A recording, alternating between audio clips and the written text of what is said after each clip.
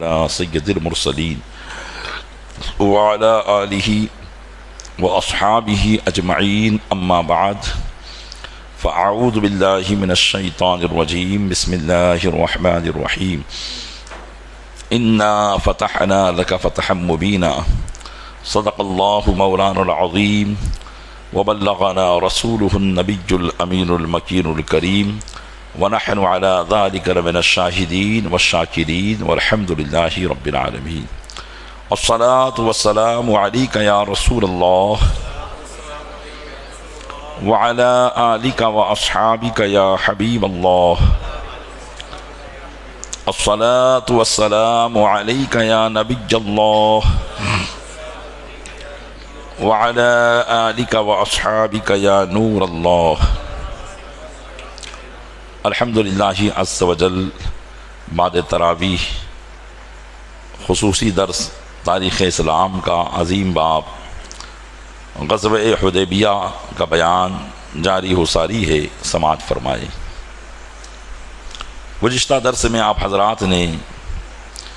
غزوہ حدیبیہ کا پس منظر یعنی بیک گراؤنڈ سماعت کیا کہ نبی کریم صلی اللہ علیہ وسلم اپنے صحابہ کی ایک کثیر جماعت کے ساتھ سن 6 ہجری میں عمرے کا احرام باندھ کر مکہ مکرمہ میں کیوں تشریف لے گئے، یہ پس منظر آپ نے سماعت کیا تھا، مزید آگے سماعت کریں۔ حضور اکرم صلی اللہ علیہ وسلم جب بھی مدینہ منورہ سے باہر جاتے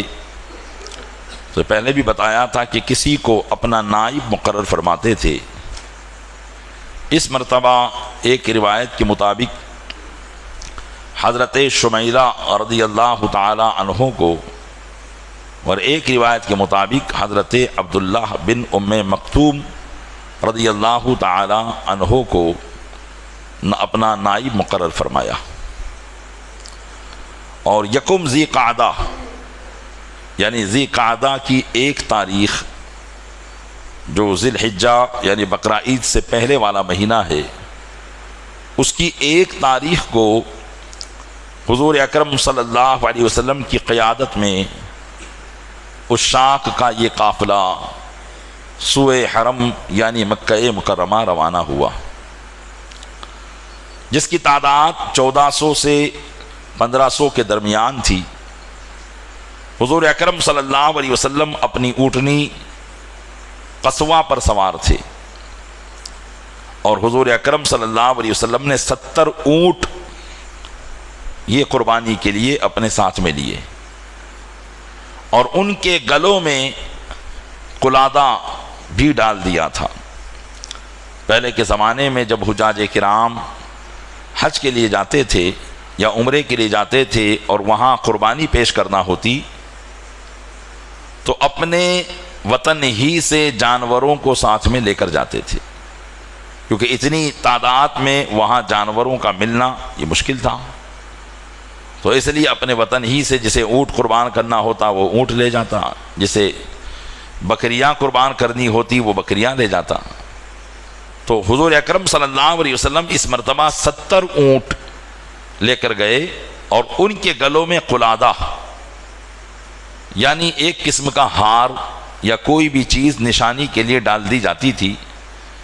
جس سے راستے میں جتنے بھی معاملات ہوتے وہ جان لیتے کہ یہ اللہ کی راہ میں قربان کرنے کے لیے جا رہا ہے، قربان ہونے کے لیے جانور جا رہا ہے۔ اور جو دوسرے لوگ ہوتے ان کو بھی کسی سے کوئی خوف نہیں ہوتا کہ اتنا بڑا قافلہ کیسے جا رہا ہے، کہاں جا رہا ہے، تو ان کا بھی مقصد بھی واضح ہو جاتا۔ یہاں تک کہ چور اور ڈاکو بھی ان جانوروں کو ہاتھ نہیں لگاتے تھے۔ تو اس لیے اہل عرب کا یہ طریقہ تھا کہ جن جانوروں کو وہ اللہ کے لیے قربان کرنا چاہتے ان جانوروں کے گلوں میں قلادہ یعنی ہار کے مثل کوئی بھی چیز ڈال دیا کرتے تھے۔ تو نبی کریم صلی اللہ علیہ وسلم نے بھی قلادے ڈلوا دیے تاکہ یہ پہچان ہو سکے کہ یہ قربانی جانور کے ہیں، اور مکہ کے لوگ بھی جان لیں کہ مسلمانوں کا ارادہ صرف عمرہ کرنے کا ہے، کسی قسم کی جنگ یا لڑائی کا نہیں ہے۔ غرض کی حضور اکرم صلی اللہ علیہ وسلم جب مدینہ منورہ سے 6-7 میل دور ذوالحلیفہ نامی ایک گاؤں ہے، آج بھی یہ موجود ہے ذوالحلیفہ، جو مدینہ منورہ سے جانے والے لوگوں کی میقات ہے، یعنی جو لوگ مدینہ منورہ یا مدینہ منورہ سے آگے کی طرف جو بھی رہتے ہیں، ان لوگوں کو جب مکہ جانا ہوگا تو بغیر احرام کے وہ ذوالحلیفہ سے آگے نہیں بڑھ سکتے۔ اگر بغیر احرام کے وہ ذوالحلیفہ سے آگے بڑھ جائیں گے تو ان پر دم لازم آ جائے گا، یا پھر واپس وہ ذوالحلیفہ جائیں اور وہاں سے احرام باندھ کر احرام کی نیت کر کے آئیں۔ تو مدینہ منورہ کی یہ میقات ہے، جیسے ہم ہندوستان والوں کی میقات یلملم ہے، جدہ سے پہلے ایک پہاڑی آتی ہے، وہ ہماری میقات ہے۔ اس لیے اب تو چونکہ سفر فلائٹ سے ہو گئے، تو اس لیے اگر بامبے سے جا رہے ہیں تو بامبے سے، احمد آباد سے جا رہے ہیں تو احمد آباد سے ہی احرام بندھوا دیا جاتا ہے، اس لیے کہ راستے میں بدلنے کا ٹائم نہیں ملتا۔ پہلے جب جہازوں سے پانی کے جایا کرتے تھے تو یلملم پہاڑی جب آتی تھی تو اس سے پہلے امیر قافلہ اعلان کر دیا کرتے تھے کہ تمام لوگ اپنا اپنا احرام باندھ لیں۔ تو اب یہ ہماری میقات کیا ہے؟ یلملم میں ہے۔ مکہ مکرمہ کے چاروں طرف اسی قسم کی میقاتیں بنی ہوئی ہیں۔ عراق کی طرف سے آنے والے لوگوں کے لیے ذات عرق ہے، یمن کی طرف سے آنے والوں کے لیے یلملم ہے، ملک شام کی طرف سے آنے والوں کے لیے جحفہ ہے، مدینہ منورہ کی طرف سے آنے والوں کے لیے ذوالحلیفہ ہے۔ اور ذوالحلیفہ یہ مدینہ منورہ سے زیادہ دور نہیں ہے، 15-20 کلومیٹر کی دوری پر ہی ذوالحلیفہ واقع ہے۔ آج وہاں بہت عالی شان مسجد بنی ہوئی ہے، جہاں سے حجاج کرام مکہ مکرمہ جاتے ہیں تو احرام باندھتے ہیں، یا اس سے پہلے بھی باندھ سکتے ہیں، لیکن وہاں سے ان کو نیت کرنا ضروری ہے، بغیر نیت کے وہ آگے نہیں بڑھ سکتے۔ اگر بغیر نیت کے چلے گئے، بغیر احرام کے چلے گئے تو دم لازم ہوگا۔ تو بہرحال ذوالحلیفہ جب نبی کریم صلی اللہ علیہ وسلم پہنچے تو سب نے عمرے کا احرام باندھ لیا۔ رسول اکرم صلی اللہ علیہ وسلم نے پہلے 2 رکعتیں ادا فرمائی، پھر مسجد، تو اب اس وقت تو مسجد نہیں تھی، لیکن جہاں آپ نے نماز ادا کی تھی اس کے قریب آ کر اپنی اونٹنی پر سوار ہوئے، اور جب اونٹنی اٹھی اور اس کا منہ مکہ مکرمہ کی طرف ہو گیا، یعنی قبلہ شریف کی طرف ہو گیا، تو حضور نے پھر احرام کی نیت پڑھی، تاکہ تمام لوگوں کو معلوم ہو جائے کہ حضور نے احرام کا ارادہ کر لیا ہے، عمرے کا ارادہ کر لیا ہے، اور لبیک اللہم لبیک لبیک لا شریک لک لبیک ان الحمد والنعمت لک والملک لا شریک لک، یہ تلبیہ پڑھا۔ اس لیے کہ نیت کرنے کے بعد حاجی احرام کی حالت میں اسی وقت آتا ہے جب وہ تلبیہ پڑھ لیتا ہے۔ تو حضور اکرم صلی اللہ علیہ وسلم نے تلبیہ پڑھ لیا تو اب بالکل بات واضح ہو گئی، سب کو معلوم ہو گیا کہ ارادہ صرف عمرے کا ہے، کسی اور قسم کا ارادہ نہیں ہے۔ صحابہ کرام کی اکثر تعداد نے احرام یہیں سے باندھ لیا۔ ہاں، بعض صحابہ تھے جنہوں نے احرام نہیں باندھا، انہوں نے مقام جحفہ سے باندھا۔ اب آپ کہیں گے کہ ابھی تو مسئلہ آپ نے بیان کیا کہ یہاں سے کوئی بغیر احرام کے آگے نہیں بڑھ سکتا، تو پھر انہوں نے کیوں احرام نہیں باندھا؟ تو اس کی وجہ یہ ہے کہ جحفہ بھی ایک میقات ہے، اور حضور اکرم صلی اللہ علیہ وسلم یہاں سے ڈائریکٹ مکہ نہیں گئے۔ اگر جیسے مثال کے طور پر ڈائریکٹ مکہ جائیں گے تو جحفہ بیچ میں نہیں آئے گا، لیکن اگر مکہ سے اس طرف چلے گئے تو پھر ایک اور میقات آ جائے گی جو کہ جحفہ ہے، تو اب وہاں سے بھی اگر وہ احرام باندھنا چاہیں تو باندھ سکتے ہیں۔ جیسے مثال کے طور پر ہماری میقات ہے یلملم، جو جدہ سے پہلے آ جاتی ہے۔ اب ہم نے احرام نہیں باندھا یہاں تک کہ ہم جدہ پہنچ گئے، اور جدہ سے ڈائریکٹ ہم طائف چلے گئے، اور طائف سے جب ہم واپس مکہ آنے لگے تو وہاں سے ہم نے احرام باندھا، تب بھی کوئی حرج کی بات نہیں رہے گی، حالانکہ ہمارا ارادہ عمرہ کرنے کا ہی تھا یہیں سے، لیکن بغیر احرام کے چلے گئے۔ تو جدہ پہنچنے کے بعد ہم واپس کہاں چلے گئے؟ طائف۔ اور طائف سے جب مکہ آئیں گے تب بھی ایک میقات آتی ہے، وہاں ہم نے اپنا احرام باندھ لیا۔ تو ایسے ہی بعض صحابہ نے ذوالحلیفہ سے احرام نہیں باندھا تھا، چونکہ ایک اور میقات سے ہو سکتا ہے کہ جانا ہو، تو اس لیے انہوں نے پھر وہاں سے احرام باندھا تھا۔ بہرحال تمام صحابہ میں سے اکثریت احرام کی حالت میں تھی، بعض غیر احرام میں تھے، اور ان کے پاس صرف ایک تلوار تھی، اور وہ ایک تلوار بھی نیام میں بند تھی، اس کے علاوہ ان کے پاس کوئی ہتھیار نہ تھا۔ ازواج مطہرات میں سے حضرت ام سلمہ رضی اللہ تعالیٰ عنہ کو اس سفر میں حضور کی ہم رکابی کا شرف حاصل ہوا تھا۔ حضرت ام سلمہ آپ کے ساتھ میں تھی، اور بھی دیگر صحابیات حضور اکرم صلی اللہ علیہ وسلم کی معیت میں تھی۔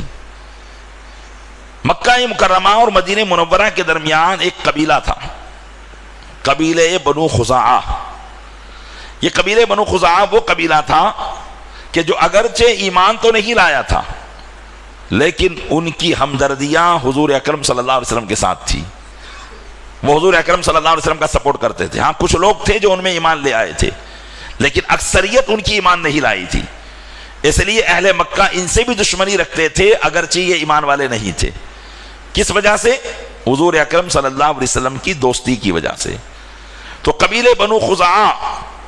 کے لوگ بھی حضور اکرم صلی اللہ علیہ وسلم کے ساتھ میں تھے، اور ان کی ہمدردیاں بھی تھی۔ سرور عالم صلی اللہ علیہ وسلم نے یہیں سے ایک شخص جن کا نام بشر بن سفیان تھا، ان کو بھیجا کہ جاؤ اور مکہ کے حالات کا جائزہ لو۔ تم پہلے جا کر مکہ کے حالات کا، کیونکہ مسلمان تو جا نہیں سکتا تھا، اس لیے قبیلے بنو خزاعہ کے اس فرد کو بھیجا کہ جاؤ اور مکہ کے حالات کا پورا جائزہ لو، قریش کی سرگرمیوں کا اندازہ لگاؤ، اور ان کے کیا ارادے ہیں ہمارے حوالے سے اسے ہمیں مطلع کر دو۔ اس طریقے سے حضور اکرم صلی اللہ علیہ وسلم نے ان کو آگے بھیج دیا، اور پھر چند مہاجرین اور چند انصار صحابہ کو لے کر ایک دستہ بنایا جو 20 صحابہ پر مشتمل تھا،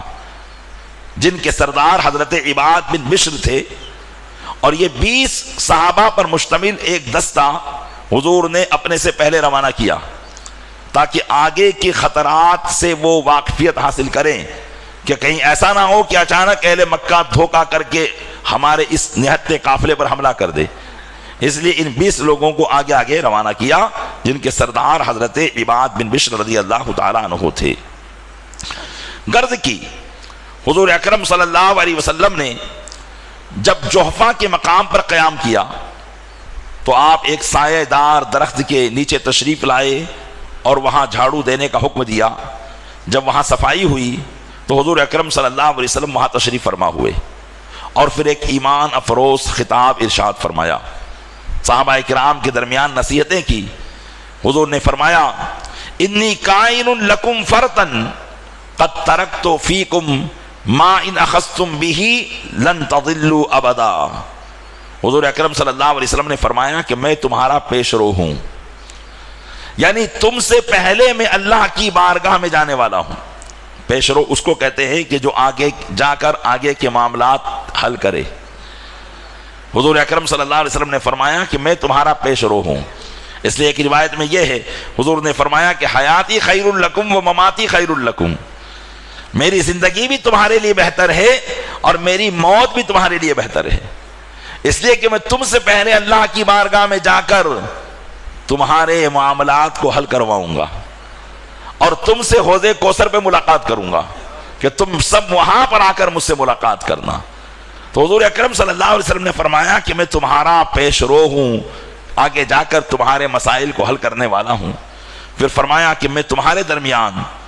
ایسی چیز چھوڑ کر جا رہا ہوں کہ اگر تم اس کو مضبوطی سے پکڑے رہو گے تو کبھی گمراہ نہ ہوں گے۔ حضور نے فرمایا، کتاب اللہ و سنت نبی صلی اللہ علیہ وسلم، ایک اللہ کی کتاب ہے اور دوسری اس کے نبی کی سنت ہے، کہ ان دونوں کو پکڑے رہو گے تو کبھی گمراہ نہ ہوگے۔ غرض کی حضور اکرم صلی اللہ علیہ وسلم کا یہ قافلہ رواں دواں تھا، ادھر مکہ کے لوگوں کو بھی پتہ چل گیا تھا کہ نبی کریم صلی اللہ علیہ وسلم ایک عظیم لشکر کے ساتھ جس کی تعداد 1500 کے قریب ہے مکہ مکرمہ کی طرف آ رہے ہیں۔ اب ان کے دلوں میں وسوسوں کے طوفان امڑنے لگے، وہ یہ خیال کرنے لگے کہ شاید عمرے کا بہانہ بنا کر یہ مکہ پر ان کے حملہ کرنے کا ارادہ ہے۔ اس طرح کے وسوسے ان کے دل میں آنے لگے، اس لیے ان سب نے طے کر لیا کہ وہ کسی بھی قیمت پر مسلمانوں کو مکہ میں داخل نہیں ہونے دیں گے، قدم رکھنے کی اجازت نہیں دیں گے۔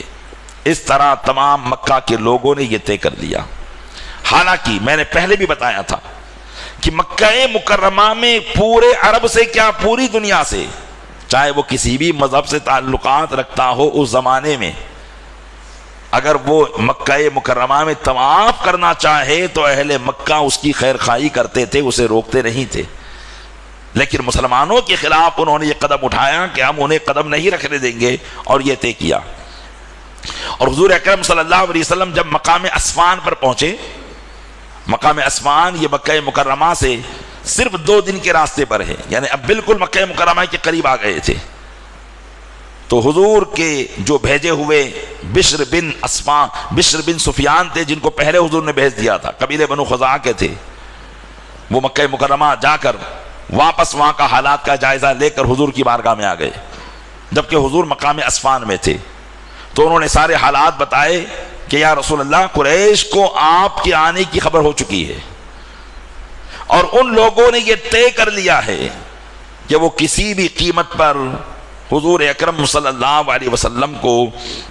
مکہ مکرمہ میں داخل نہیں ہونے دیں گے۔ اسی وجہ سے ان کے جنگجوؤں نے مکہ مکرمہ سے باہر نکل کر مقام ذی طوا پر خیمہ ڈال دیا ہے، اور وہ آپ کے انتظار میں ہیں کہ اگر آپ آئیں تو وہ آپ کو داخل نہیں ہونے دیں گے۔ اہل مکہ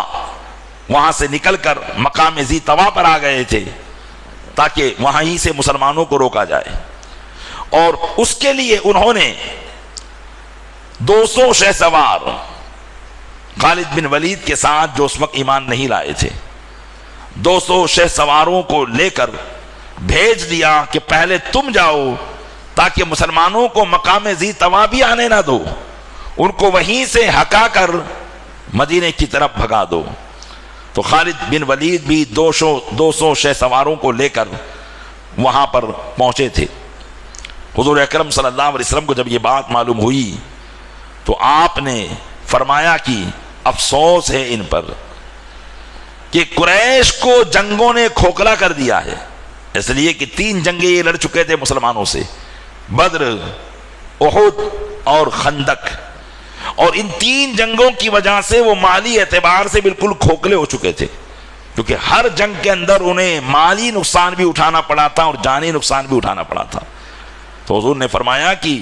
افسوس ہے ان پر کہ جنگوں نے ان کو کھوکھلا کر دیا ہے، لیکن پھر بھی وہ اپنی ضد سے باز نہیں آتے۔ ان کا کیا جاتا اگر وہ میرے اور دیگر عرب قبائل کے درمیان حائل نہ ہوتے، کہ دوسرے عرب کے جو قبیلے تھے، برادریاں تھی، ان کے درمیان بھی یہ لوگ حائل تھے۔ کہا کہ میں دوسرے قبیلے والوں کو دعوت دیتا، اگر وہ مجھے ختم کر دیتے تو ان کا مقصد پورا ہو جاتا، اور اگر اللہ تبارک و تعالی مجھے غلبہ عطا فرماتا تو پھر ان کی عددی کثرت کو دیکھ کر وہ اسلام میں داخل ہو جاتے۔ حضور اکرم صلی اللہ علیہ وسلم نے جو ہے اس بات پر افسوس ظاہر کیا، اور پھر صحابہ کرام کی ایک میٹنگ بلائی، جو اہم صحابہ کرام تھے ان کی ایک میٹنگ ملائی، اور پھر قریش کے یہ سارے حالات کا جو ہے انہیں بتایا کہ ایسے ایسے معاملات ہیں، یہ ہمیں مکہ میں داخل نہیں ہونے دیں گے۔ تو حضرت صدیق اکبر رضی اللہ تعالی عنہ نے حضور اکرم صلی اللہ علیہ وسلم نے قریش سے یعنی پوچھا حضور نے صحابہ سے کہ فما تظن قریش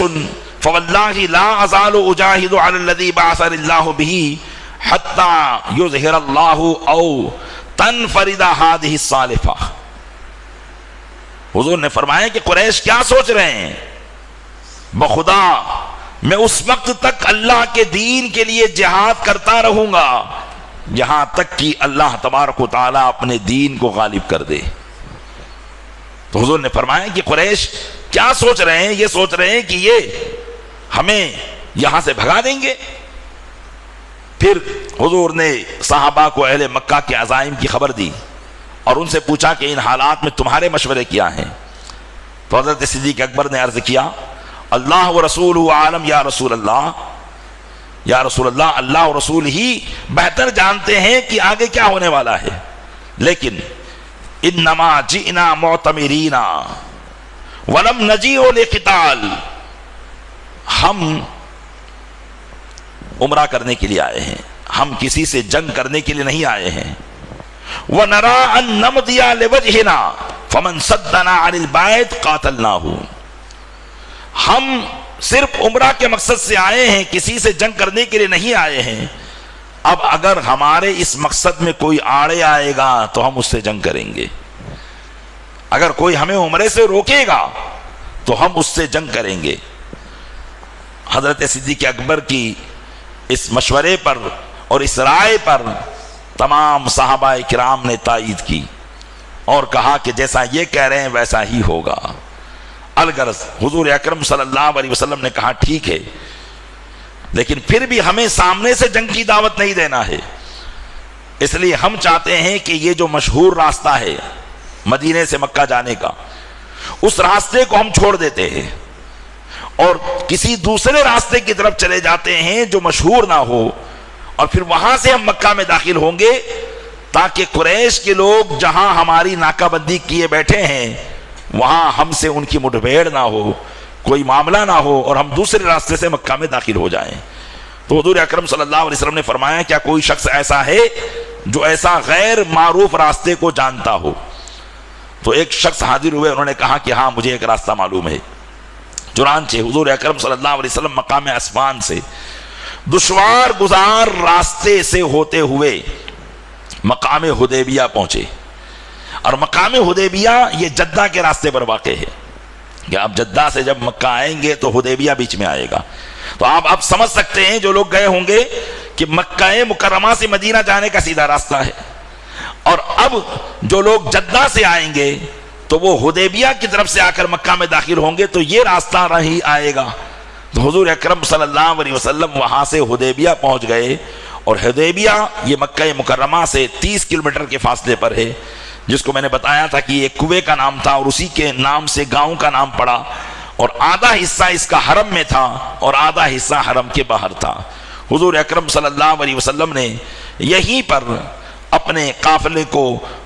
اقامت کرنے کا حکم دیا، سکونت کا حکم دیا۔ صحابہ کرام نے اپنے اپنے خیمے بنائے اور وہیں پر وہ خیمہ زن ہو گئے۔ حضور اکرم صلی اللہ علیہ وسلم کی برکتوں کا ظہور اور اس راستے کے اندر جو برکات اور جو واقعات ہوئے، انشاءاللہ تبارک و تعالیٰ اس کو کل ہم سماعت کرنے کی کوشش کریں گے کہ اللہ تعالیٰ نے اس جگہ پر بھی اپنے محبوب کے دست مبارک سے کیسی کیسی برکتوں کا ظہور کیا ہے، اور کن کن مسائل کا معاملہ یہاں پیدا ہوا جو آج ہمیں حج اور عمرے کے اندر اور مسائل کی ضرورت پڑتی ہے۔ اللہ تبارک و تعالیٰ اپنے محبوب صلی اللہ علیہ وسلم سچی محبت کرنے کی ہمیں توفیق عطا فرمائے اور ان کی اطاعت کرنے کی توفیق عطا فرمائے۔ آمین بجاہ نبی امین صلی اللہ